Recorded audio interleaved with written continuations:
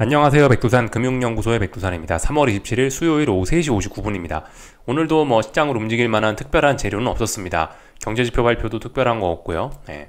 미국 증시는 어제 엔비디아가 조금 부진하고 애플이 좀 부진하면서 하락 마감했지만은 이게 세계 증시에 지금 큰 영향을 미치고 그러진 않죠. 그냥 가벼운 조정이죠.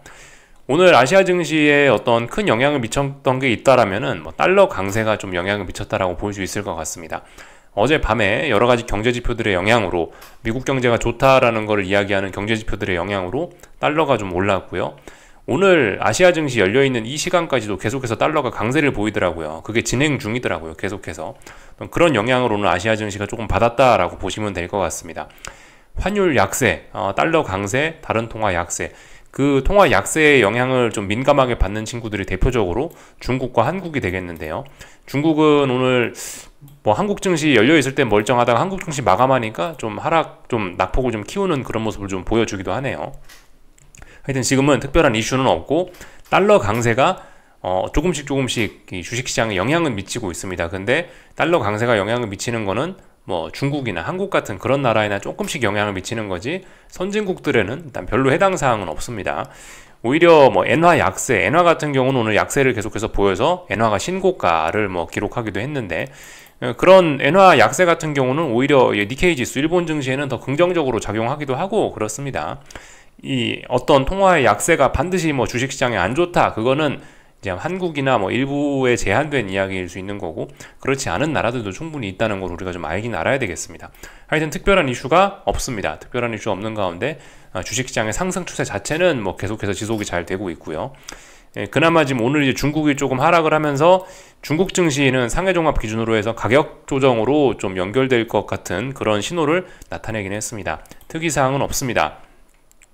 이번 주 금요일날 미국 물가지표가 중요한데 금요일날 미국 증시 휴장이라서 시장에 영향을 이번 주에는 어떤 지표도 시장에 특히 딱히 영향을 미칠 건 없고요. 다음 주 월요일날 그 지표가 영향을 미치겠죠. 하여튼 잘 올라가고 있습니다.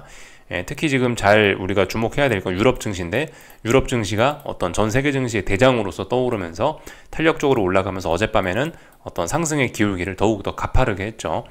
어떤 본격적인 마지막 슈팅이 시작된 것이 아니냐라는 심증 정도를 가지고 있습니다.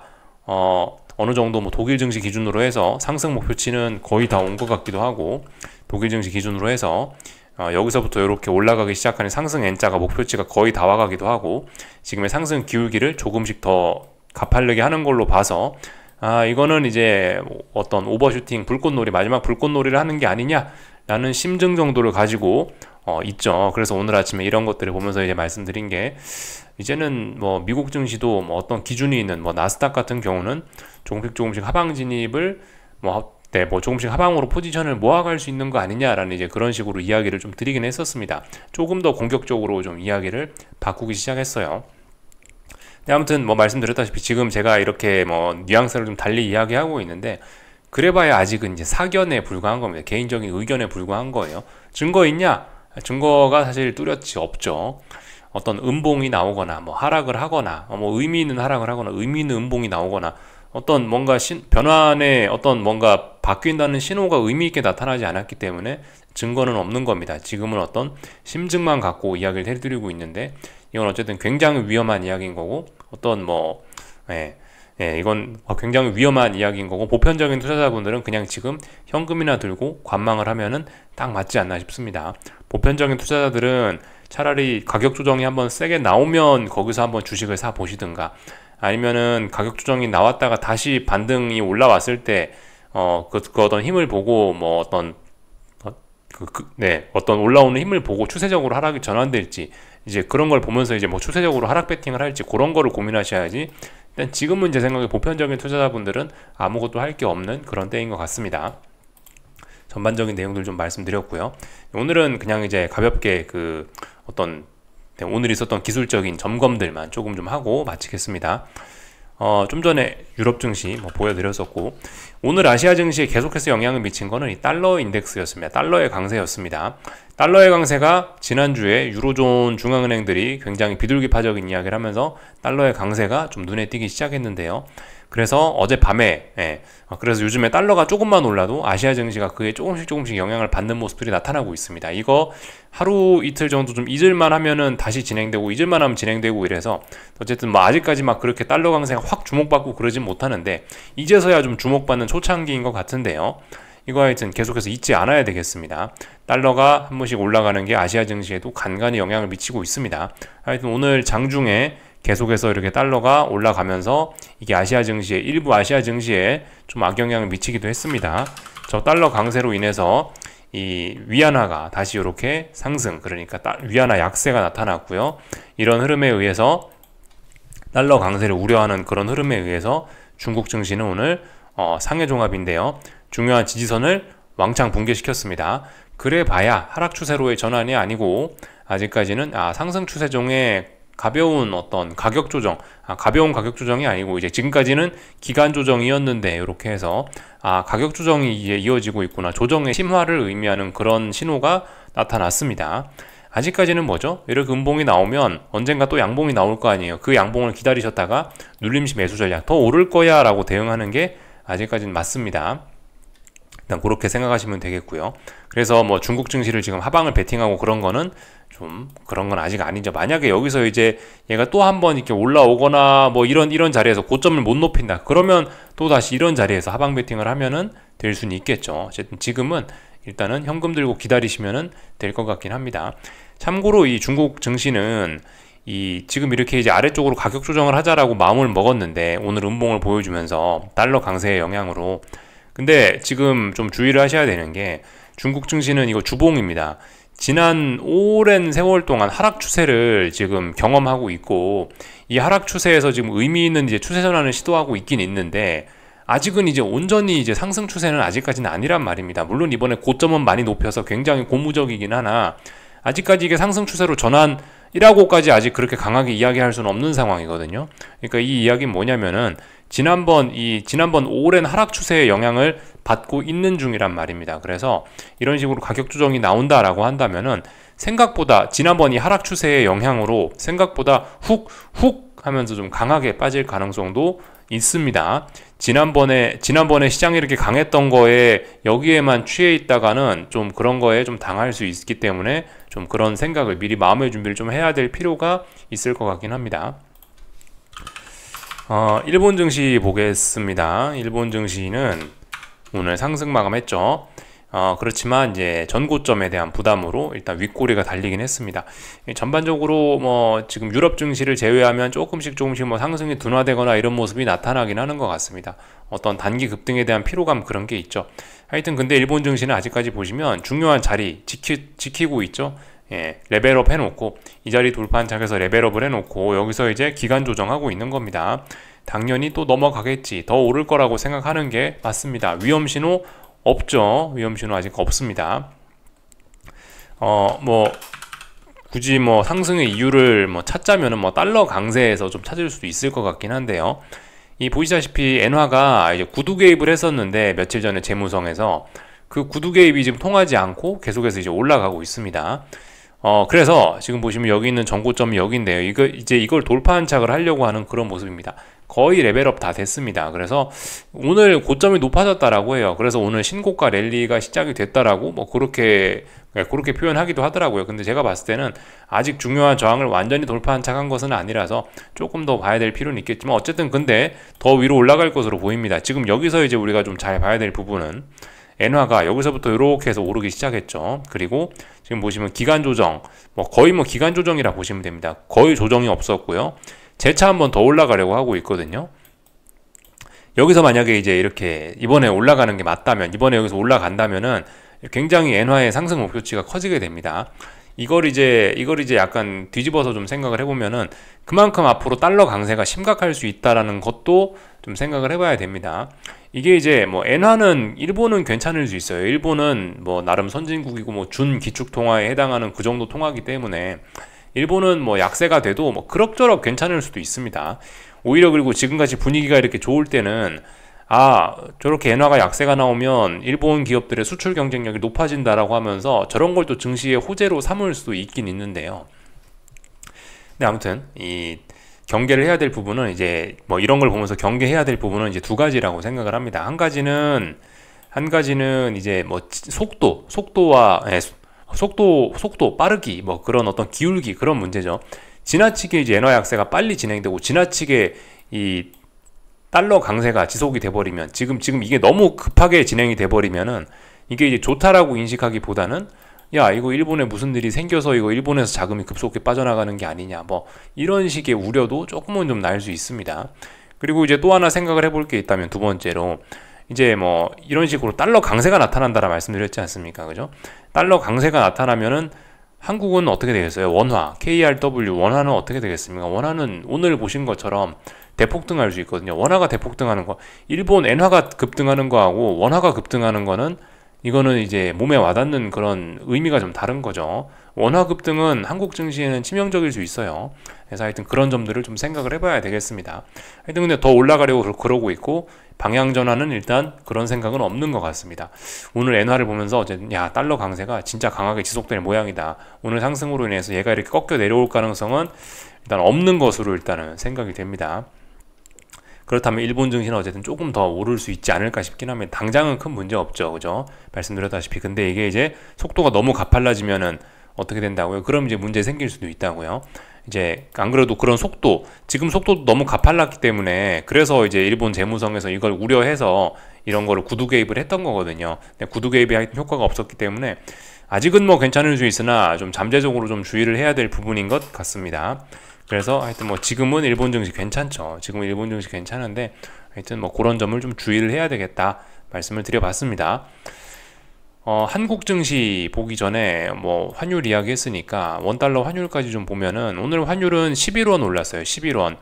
1348원에 마감이 됐네요. 그러니까 제가 중요하다라 말씀드렸던 그 기준은 아득하게 뛰어넘은 거 맞죠. 그냥 이건 논란의 여지가 없습니다. 이건 시작부터 시원하게 올라서 강하게 상승 마감한 거예요.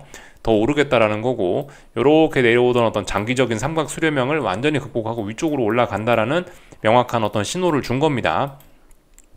자 이제 그 다음번으로 살펴볼 자리는 목표치는 이제 어디까지 열렸냐면은 1350 얼마까지 열렸다 말씀드렸죠. 56원? 58원 정도까지만 보면 될 것 같습니다. 일단 58원 10원 정도 일단 상승 여력이 더 있습니다. 이런 점들 좀 일단 보시면 좋을 것 같고요. 근데 사실 이제 이미 삼각 수렴형을 이렇게 뚫고 올라와 버렸기 때문에 물론 이제 여기가 이제 다음 저항이긴 한데 58원 자리가 저항이긴 한데 아마 이것도 돌파한 척하고 저기 위에까지 사실상 목표치가 열린 것으로 봐야 되는 게 아닌가 싶습니다. 지금 이건 좀 의미가 있긴 있거든요. 지금 보시면 이런 식으로 굉장히 장기간의 어떤 오랫동안 힘을 모으는 과정을 거친 거 아닙니까 결과적으로. 그래서 지금까지 한 게 뭐냐면은 여기 뭐 1080원부터 해가지고 1400 얼마까지 올라왔었는데 여기서부터 여기까지 빠졌다가 지금 이제 조정이 끝나고 방향성을 아래쪽으로 갈까 위로 갈까 고민 무지하게 하다 위쪽으로 지금 정했다는 거 아닙니까? 그렇다면 이게 목표치가 어마어마하게 열릴 수 있다는 거, 중장기적인 관점에서 좀 그런 생각을 해볼 필요는 있을 것 같습니다. 환율이 그래서 여기서 확 뛰어 오르면 어떻게 되겠냐고요, 그죠? 그러면 한국 증시는 환율을 적당히 무시할 수 있지만 왕창 오르는 환율은 무시할 수 없죠. 이런 것들은 잠재적인 좀 부담이 될 수 있습니다. 잠재적인 부담요. 근데 말씀드렸다시피 지금은 주식시장이 워낙 낙관적이라 뭐 환율이 10원 오르건 뭐건 일단 관심이 없어요. 지금 주식시장의 관심은 분위기가 좋고 엔비디아가 강하고 마이크론 테크놀로지가 강하니까 야 그러면 삼성전자 좋겠네. 지금은 이 생각만 하고 있거든요. 그렇기 때문에 아직은 뭐 이런 환율이 뭐 오르는 게 증시의 발목을 잡고 아직 그러지는 않습니다. 근데 제 생각에 일부 오늘 환율 급등의 영향을 조금은 받은 것 같다라는 생각은 듭니다. 코스피가 조금은 좀 영향을 받아서 이렇게 상승이 좀 제한되지 않았나라는 생각이 들어요. 굉장히 낙관적이고 분위기 좋은 상황에서 상승을 하고 있는데 거래량도 좀 줄어들고 이런 모습들을 보면은 찔끔 오르는 이런 굉장히 고변동성 상황. 어제 하루도 지수가 2% 올랐다가 그 지수가 위아래로 막 2%씩 왔다 갔다 했는데 오늘은 보시면 뭐 0. 몇 프로 거의 보합에서 왔다 갔다 하기만 했거든요. 이렇게 상승이 좀 제한되는 모습을 보면은 일부 환율의 핑계를 좀 댈 수 있지 않겠냐라는 생각이 좀 들긴 합니다. 하여튼 오늘 주식시장은 뭐 특별한 일은 없었습니다. 그냥 뭐 어떤 변화의 신호 아무것도 없습니다. 코스닥은 그나마 이제 코스닥 150 지수는 음봉이 나오긴 나왔으니까 뭐 이런 것들을 하방 진입에 뭐 어떤 이런 음봉이나 윗꼬리를 어떤 하방 진입의 기회, 뭐 근거로서 활용을 할 수가 있는데, 이 코스피는 보시다시피 너무나 아직 강하거든요. 사실 어제 윗꼬리 정도가 어제 달렸던 윗꼬리 부분이 어떤 하방 진입의 뭐 근거이긴 한데 굉장히 작은 근거입니다. 미미한 근거입니다. 이 코스피는 어디에도 뭐 지금 보시면 음봉이고 하락이고 이런 게 잘 없죠. 예. 그리고 지금 보시면 지켜야 될 자리 또 다 지키고 있습니다. 지켜야 될 자리, 이 양봉의 시가가 지금은 당장 눈앞에 봐서는 중요한 자리잖아요.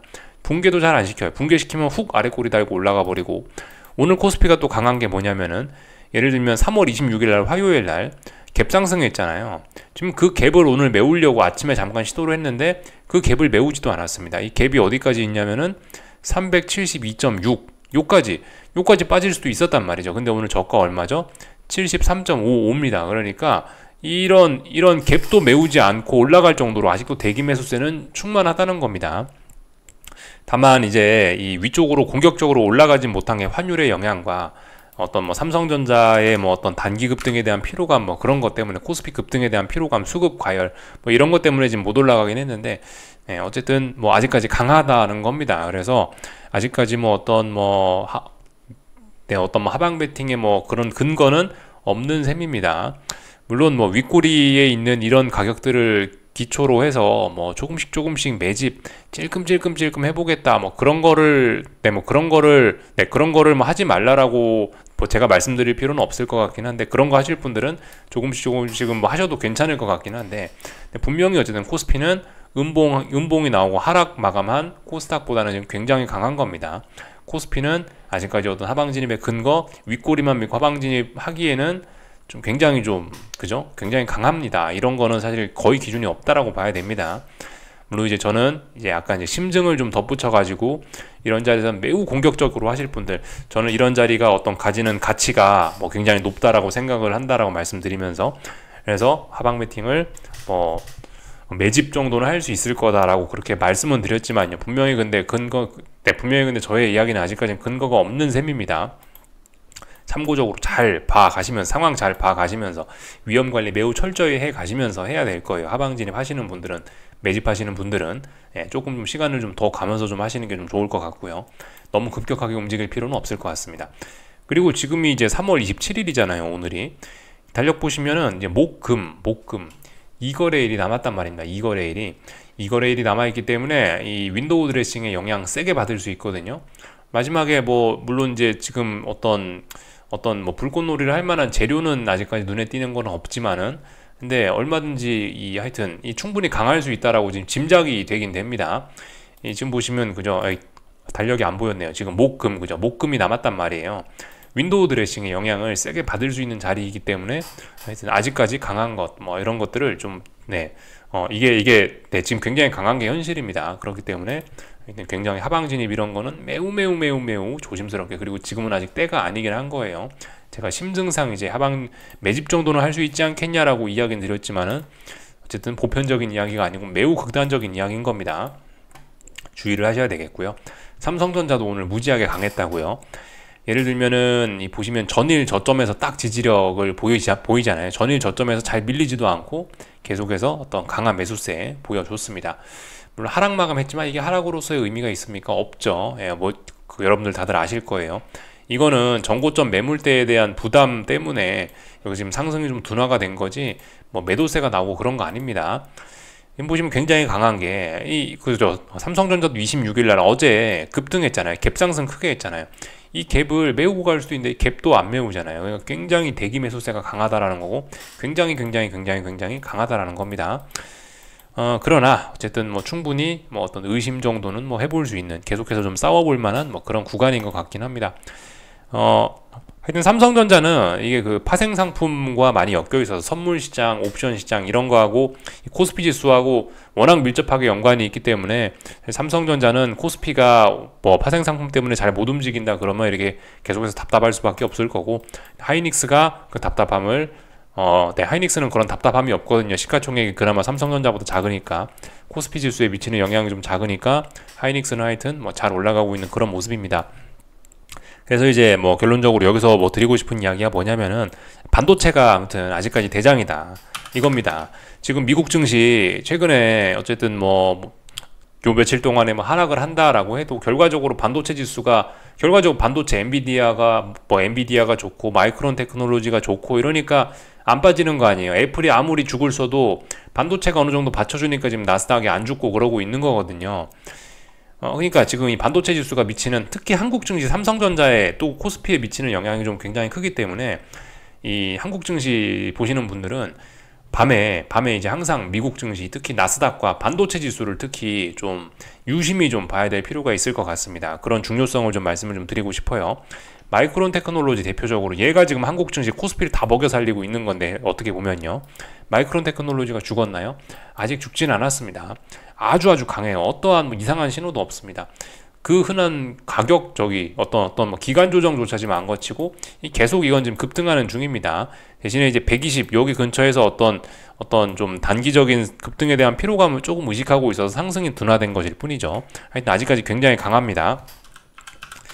그렇지만 또 한편으로 반도체 지수는 어쨌든 이렇게 보시면 고점과 고점이 낮아지는 이런 모습들을 보이니까, 또 그리고 엔비디아도 어제 쌍고점 가능성 이런 걸 살짝 뭐 보이긴 했으니까, 어쨌든 삼성전자 뭐 오늘 양봉 나왔고 오늘 양봉 나왔고 거의 안 빠지고 잘 버텼으니까 마냥 안심만은 할 수 없다는 겁니다.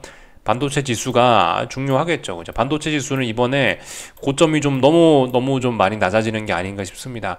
이렇게 강했으면 상식적으로 이 정도 분위기면은 이 정도까지는 올라올 수 있지 않겠냐, 여기 전고점까지는 올라올 수 있지 않겠냐 싶긴 한데, 지금 고점이 생각보다 좀 급속하게 낮아지는 경향이 좀 있긴 있는 것 같습니다.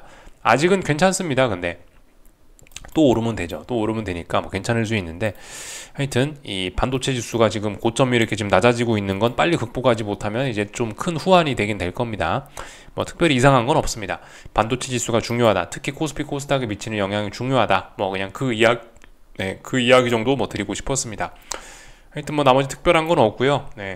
뭐 달러 강세 뭐 이런 게 별로 뭐 영향을 미치고 그런 것도 없고, 뭐 하여튼 그렇습니다. 아직까지는 굉장히 낙관적이다.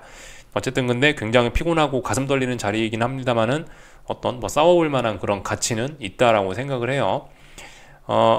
뭐 조금 덜 공격적으로 하실 분들은 조금 더 기다리셔도 아무 문제 없죠. 그죠? 지금부터 움직일 필요가 없어요. 매우 공격적으로, 진짜 공격적으로, 난 뭐 진짜 의지가 있다 하시는 분들은 지금부터 뭐 매집, 뭐 제가 이야기한 대로 그러면 그런 분들은 움직일 수 있지만, 사실 아무리 공격적으로 하시더라도 좀 음봉이나 뭘 좀 확인하고 하는 게 좋겠죠. 지금은 가만히 계셔도 아무런 문제 없습니다.